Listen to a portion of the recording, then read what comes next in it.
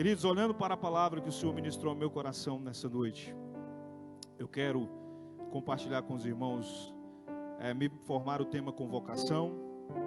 E eu gosto muito do significado das palavras. E convocação significa um chamado formal, solene, para reunir pessoas com um propósito específico. Porém, quando eu olho para a Bíblia, a convocação é o ato divino de Deus convocar pessoas, chamar indivíduos, famílias, como a família Raspante Tavares, ou nações, para cooperar com os planos do céu. Seja uma convocação para arrependimento, seja uma convocação para adoração, seja uma convocação para enfrentar uma guerra, seja uma convocação para declarar que o nosso Deus é o único Senhor da nossa vida e da nossa história. Deus nos convoca a viver a sua vontade. E a sua vontade é boa, perfeita e agradável.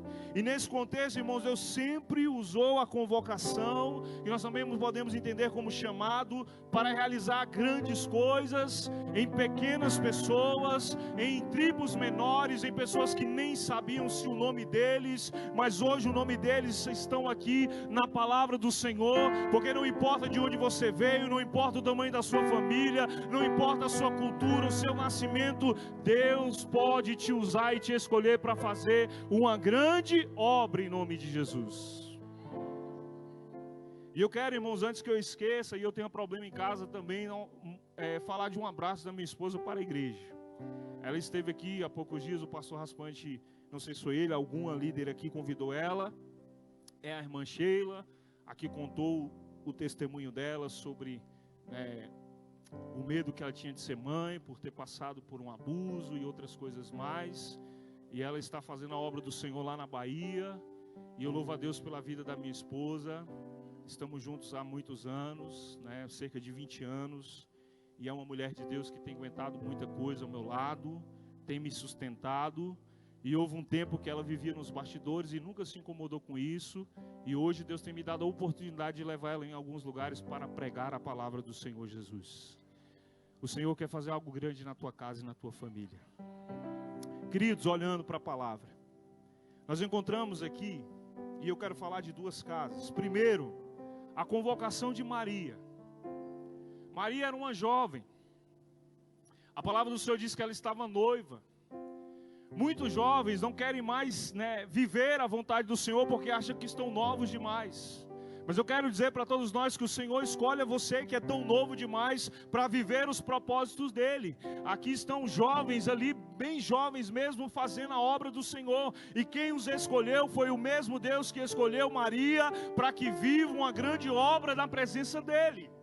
E queridos, a palavra do Senhor vai dizer que Maria ela é convocada para viver uma história sobrenatural na sua vida. Maria está lá vivendo o seu noivado, vivendo uma vida de uma jovem normal, mas de repente aparece um anjo e diz para ela: Maria, tu és escolhida dentre todas as mulheres para ser a mãe do Filho do Salvador, Jesus Cristo. E o mais importante, irmãos, do que nós sermos chamados é a nossa resposta a essa convocação.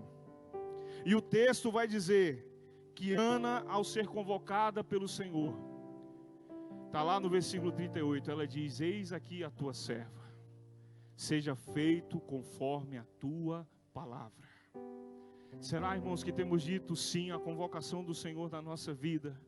Será que pela a nossa juventude nós temos aceitado aquilo que Deus tem determinado para nós, que Ele tem falado conosco, que Ele tem ministrado aos nossos corações? Quem sabe não vai aparecer um anjo, Gabriel, a você, mas o Senhor tem falado ao seu coração, ao meu, ao nosso, e às vezes a gente tem dito não ao Senhor, mas que nessa noite se levantem jovens desse lugar e digam ao Senhor: eis aqui o teu servo, eis aqui a tua serva, eu estou pronto para viver a tua vontade.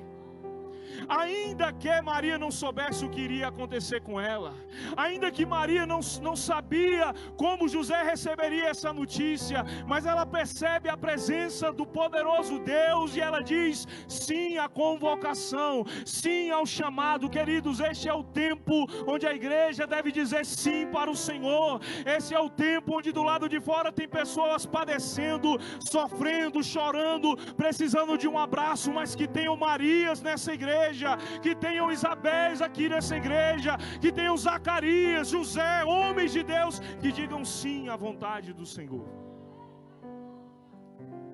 E Maria aceita essa proposta. Do outro lado nós encontramos José. A Bíblia diz que ele é um homem justo e que ele é noivo de Maria.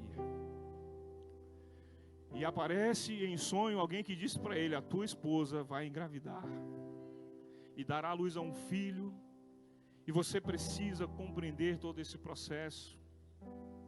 Irmãos, se nós vivemos hoje, e isso ainda não é aceitável, mesmo para lá do lado de fora da igreja, imagine naquela época, uma noiva aparecer grávida. Mas a palavra do Senhor diz que José, ele até entra numa certa confusão ali, mas aí a resposta do Senhor vem direcionar José, e José ele não só aceita a convocação de ser o pai daquele menino, de abraçar a causa de Maria, de entender que tem algo muito maior que envolve, irmãos, a nossa vida. E eu quero dizer para a igreja do Senhor, tem algo muito maior que envolve o que nós estamos fazendo aqui nessa noite, que é o reino dos céus que chegou entre nós. Ele é maior do que a minha vida, do que a sua vida, dos meus desejos, dos nossos anseios, das nossas vontades, dos nossos caprichos e outras coisas mais. O reino de Deus é chegado no nosso meio. José aceita a convocação e ele vai cuidar de Jesus. Ele vai ser um bom marido para Maria, e ele vai viver a promessa de Deus. Lá do outro lado tem outra casa que também recebe, irmãos, de uma forma diferente, uma convocação. A Bíblia vai dizer, nós lemos no versículo 6, que era uma casa onde tinha um casal justo, um casal irrepreensível, um casal que cumpria os preceitos e os princípios da palavra de Deus, que Deus estava na casa de Isabel e Zacarias, mas existia algo que eles queriam muito e que não havia acontecido. Igreja, nessa noite eu peço ao Senhor que me use para te dizer que não é do seu jeito, não é do meu jeito, não é do nosso tempo, não é da nossa maneira, mas no tempo de Deus o que não fluiu ainda vai fluir, no tempo de Deus o que não aconteceu ainda vai acontecer, no tempo de Deus João Batista vai ser gerado no coração, aleluias, no ventre de Isabel. E um anjo visita a casa de Isabel. O anjo visita Zacarias lá no templo. Sabe, irmãos, o que me chama a atenção nesse texto é que Zacarias era convocado, ele era sacerdote. A sua esposa também era serva do Senhor. Mas às vezes a nossa expectativa de fazer a obra de Deus está atrelada à nossa própria vontade. Às vezes nós só fazemos porque Deus está abençoando, porque as coisas estão acontecendo. Mas existem, irmãos, servos de Deus que servem ao Senhor, independente se o que está acontecendo é o que Ele gostaria que acontecesse. E quero abrir um parêntese para dizer para vocês: lembra do profeta que está dentro da caverna, chora, reclama, eu estou sozinho, nada acontece na minha vida. Aí Deus fala para ele: olha, profeta, existem 7.000 joelhos dobrados que não se curvaram a Baal. Nessa noite eu venho dizer à igreja do Senhor: você não está sozinho, tem alguém intercedendo por você, tem alguém, aleluia, clamando pela sua vida, tem alguém cuidando da sua história.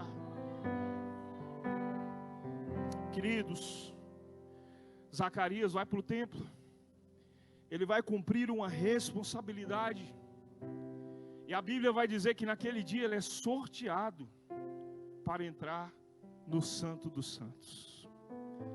Você consegue perceber que vai existir o dia que Deus vai ter um tete-a-tete com você. Vai ter o dia que nós vamos cantar aqui no Ministério de Louvor e vai ser diferente de todos os dias. Vai ter um dia que a oração vai ser diferente de tudo que a gente já viveu. Porque, irmãos, o reino de Deus é espontâneo. O reino de Deus não é um ciclo vicioso, não é um ritual. Nós estamos adorando a um Deus que vive, a um Deus que reina, a um Jesus que ressuscitou dentre os mortos. Ele ministra sobre as nossas vidas com o seu poder e com a sua glória. Zacarias vai para o templo. Zacarias é escolhido para entrar e ministrar diante do Senhor. Ele entra ali e aquele dia está marcado para mudar a vida, o lar, a casa e a história de Zacarias. Eu não sei se já aconteceu esse dia na sua vida, mas eu quero profetizar nessa noite, meu irmão. Um dia na nossa história nós precisamos entrar no Santo dos Santos e encontrar o poderoso Deus de Israel na nossa vida.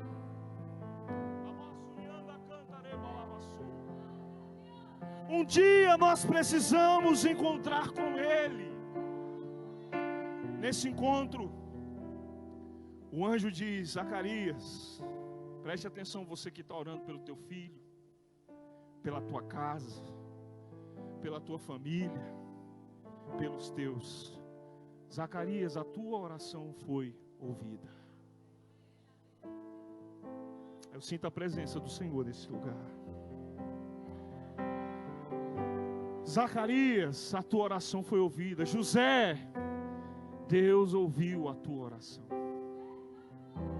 Na tua casa vai ter menino, aleluia, Deus. Na tua casa vai ter alegria, Zacarias. Na tua casa haverá um movimento diferente, não será mais a mesma coisa, porque o Senhor está mudando a história de vocês. E a Bíblia vai dizer, irmãos, que o Senhor vai falar através do anjo Zacarias: haverá alegria na tua casa. Zacarias, muitas pessoas vão se alegrar com vocês. Zacarias, a tua casa vai ser cheia do Espírito Santo, é o que está escrito na palavra. João, o Batista, que vem aí, ele também vai ser cheio do Espírito Santo. Desde o ventre da sua mãe, o Espírito de Deus estará sobre ele. Abra um parênteses, igreja. A nossa casa tem que ser um lugar de conquista, de vitória, mas também que tem que ser um lugar da presença do Espírito Santo de Deus. Que aqui nessa noite se levantem várias mulheres com o nome de Isabel. Que aqui nessa noite se levante vários Zacarias. Está tudo dizendo que não, mas você está adorando. Está tudo dizendo que não, mas você está orando. Está tudo dizendo que não, mas você está buscando a presença do Senhor. Ah, irmão, Zacarias recebe aquilo que Deus entregou. Ele pergunta algumas coisas, questiona, fica mudo, volta para casa. A Bíblia diz que ele tem uma noite maravilhosa lá com Isabel.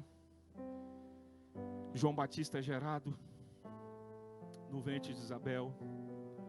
E lá do outro lado tem Maria e José também gerando. Os nossos filhos precisam ser bênçãos do Senhor. Eu entendo, irmãos, que a palavra que o Senhor ministrou ao meu coração, e o pastor Raspante me falou algo ali, eu me alegrei, porque, irmãos, a nossa família pertence ao Senhor Jesus Cristo. Nós precisamos ter essa convicção no nosso coração. A casa de Zacarias e Isabel podia até não ter menino, mas tinha a presença do Senhor Jesus. Podia até não ter menino, mas tinha gente lá louvando, adorando, glorificando ao nome do Senhor. E o que eles precisavam para serem completos, Deus realiza na vida daquele casal. Eles aceitam a convocação. Eles recebem, aleluia, o milagre de Deus. E quando Isabel chega no 6º mês, a Bíblia diz que Maria vai visitar Isabel. Irmãos, percebam o que Deus está falando conosco. Não é meu, não é seu, pertence ao reino dos céus. Ele vai te dar coisas que na verdade não são minhas e também não são suas. Os filhos são heranças do Senhor. Eles vão trabalhar nessa igreja. Eles serão líderes dos jovens, líderes dos adolescentes, do distrito. Haverá um grande, irmãos, avivamento. E sempre esse avivamento vai acontecer até a volta do Senhor Jesus. Sempre que venho a essa igreja, Um tempo que eu era jovem, nós tínhamos aqui o Bruno Mariano, o Marquinhos, o Ricardinho, o Juninho, era tudo inho. Só não tinha o Luizinho, né? E nem o Zezinho, mas era tudo inho. E eles tinham um teatro, pastor, muito lindo aqui. E eles iam lá na igreja do Mestre Damas apresentar. Essa geração casou, está vivendo as promessas de Deus, mas tem uma nova geração apresentando um lindo teatro aqui para o Rei. Pode aplaudir ao Senhor, para o Rei dos Reis e Senhor dos Senhores. A obra de Deus não vai parar por mim e por você não, ela vai ter continuidade, que os nossos filhos sejam os próximos pastores dessa geração, e os nossos filhos sejam o diácono da igreja, os líderes distritais, e que cresçam em nome do Senhor Jesus. Queridos, existe algo intencional no encontro de Maria e de Isabel. Quando Maria chega na casa de Isabel, a palavra do Senhor diz que quando Maria saúda aquela casa, João Batista estremece no ventre de Ana, cheio do Espírito Santo de Deus. Isabel começa também a receber a presença do Espírito Santo de Deus. Um culto extraordinário começa a acontecer naquele lugar. A palavra do Senhor diz que Isabel levanta a sua mão, bem-vinda, e Maria, bendita entre as mulheres, você é abençoada, porque você creu naquilo que o Senhor te falou. E a Bíblia vai dizer que no ventre de Isabel, João Batista recebe o Espírito Santo. Diga assim comigo: a promessa de Deus vai se cumprir. Está no capítulo 1. E ainda no capítulo 1, o Espírito Santo pega João Batista no ventre da sua mãe. Pega Isabel grávida e enche ela também com o Espírito, e ela profetiza sobre a vida de Maria. E ali, irmãos, há um culto pentecostal maravilhoso para a honra e a glória do Senhor. Querido, o que é que você veio fazer na casa do Senhor nessa noite? Quantas Marias têm aceitado a convocação do Senhor na sua vida? Jovens que estão aqui, Deus está te escolhendo para gerar algo grandioso na sua vida e na sua história. Mulheres que estão aqui, e talvez você pense: o meu tempo já passou, a idade já chegou. Você pode ser a próxima Isabel a gerar filhos espirituais como João o Batista. Caminhando na palavra, o Senhor ministrou ainda mais duas coisas ao meu coração. Nós vamos agora sair dessas duas histórias e olhar para a cruz. Por acaso nós estamos no domingo da ressurreição. Lá em Lucas 9, 23, a palavra de Deus diz: e dizia a todos: se alguém quer vir após mim, negue a si mesmo, tome a sua cruz e comece a me seguir. Quem está dizendo isso? Jesus. Não é o Elvis, não são os pastores que estão aqui, não é o bispo raspante. Quem está falando comigo e com você é Jesus. A cruz agora está vazia, mas ela é a mensagem que mais enlouquece as pessoas aí do lado de fora. A cruz, ela tem a mensagem, como cantamos aqui no começo do culto, a rude cruz. E ela, irmãos, nos convoca a entender a maior proposta de todos os tempos. Eu quero te falar nessa noite de um Jesus que marca a história da humanidade. Se você parar para pensar, todos os livros de história e geografia vai ter um antes de Cristo e um depois de Cristo. Há uma divisão da história da humanidade desde o dia que ele nasceu até o dia da sua morte. Mas, queridos, a maior e o melhor momento de toda a história da igreja não é somente aquela cruz e o Cristo crucificado, mas nessa noite ele ressuscitou, ele vive, ele reina, ele é o dono dessa igreja, ele é o pastor das nossas vidas, ele é o Senhor da nossa história, ele está aqui.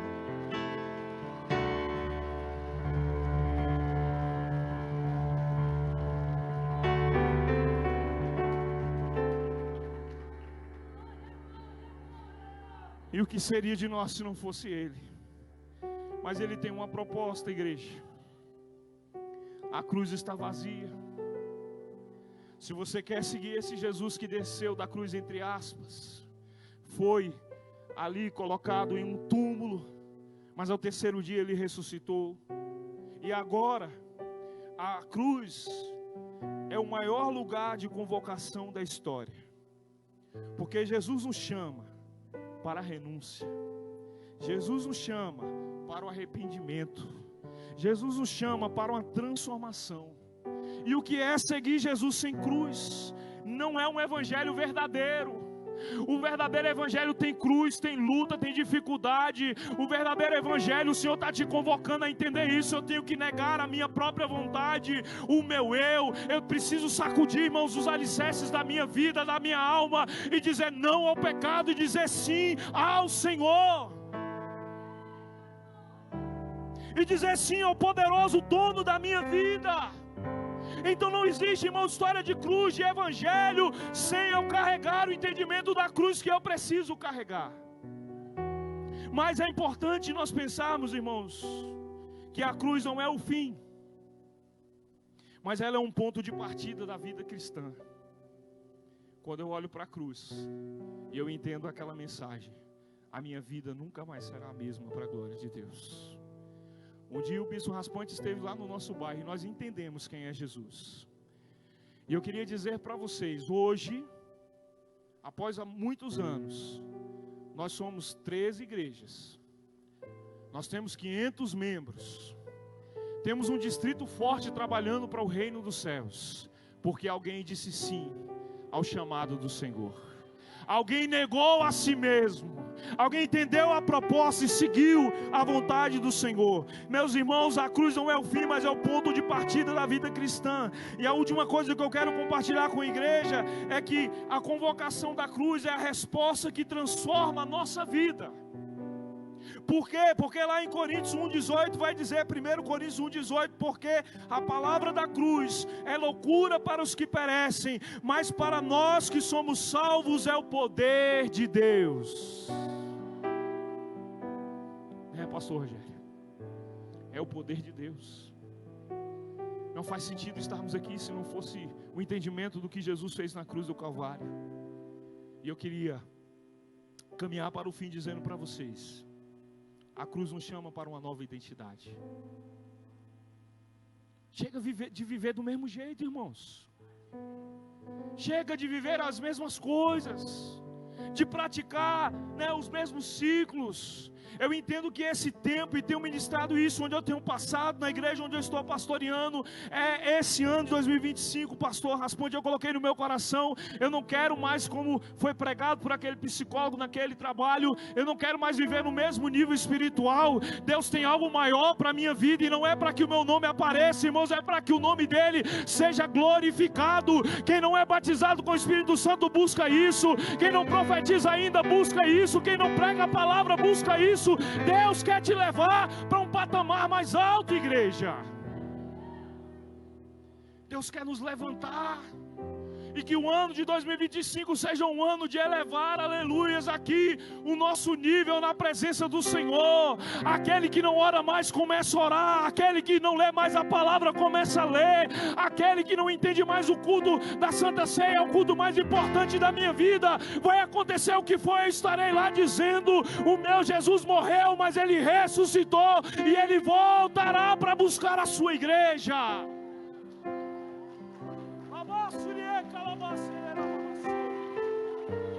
Espírito de Deus, nós te adoramos. E a cruz nos chama, irmãos, para vivermos essa nova identidade, um novo destino. A convocação da cruz transforma completamente a nossa vida. Antes, vivíamos para nós. Antes nós vivíamos as nossas próprias vontades, o nosso próprio eu. Eu, como pastor, muitas vezes eu escuto, e talvez os pastores que estão aqui também, vocês só pensam em igreja, igreja, igreja, igreja, viver isso, viver aquilo, e etc, e etc. Mas o Senhor nos chamou para viver a sua vontade. Talvez essa liderança tenha aberto mão de muitas coisas para viver esses 4 dias aqui.